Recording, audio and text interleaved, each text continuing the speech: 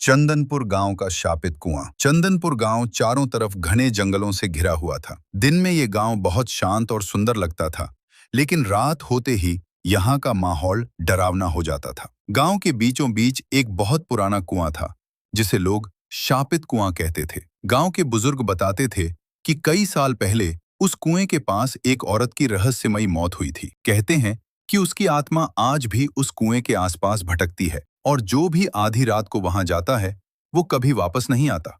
एक दिन गांव में रहने वाला राइस्टार नाम का लड़का इन बातों पर विश्वास नहीं करता था। उसने अपने दोस्तों से कहा, ये सब झूठ है, आज रात मैं उस कुएं के पास जाऊंगा। उस रात पूर्णिमा का चांद आसमान में चमक रहा था। पूरे गांव में सन्नाटा था।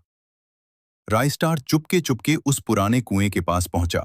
हवा ठंडी थी और पेड़ों की शाखाएं अजीब आवाज कर रही थीं। जैसे ही राइस्टार कुएं के पास गया, उसे लगा जैसे किसी ने धीरे से उसका नाम पुकारा। राइस्टार। राइस्टार डर गया, लेकिन उसने सोचा शायद उसका वहम है। वह और आगे बढ़ा।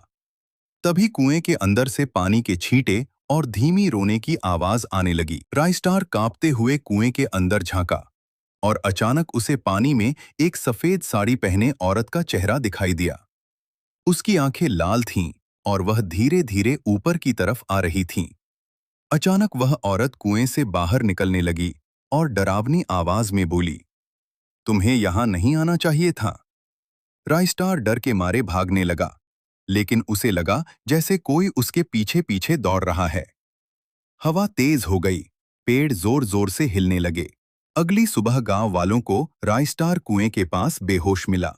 जब उसे होश आया तो वह बस एक ही बात बार बार कह रहा था, वो आज भी कुएं में है, वो आज भी रोती है। उस दिन के बाद से चंदनपुर गांव में कोई भी आधी रात को उस कुएं के पास जाने की हिम्मत नहीं करता।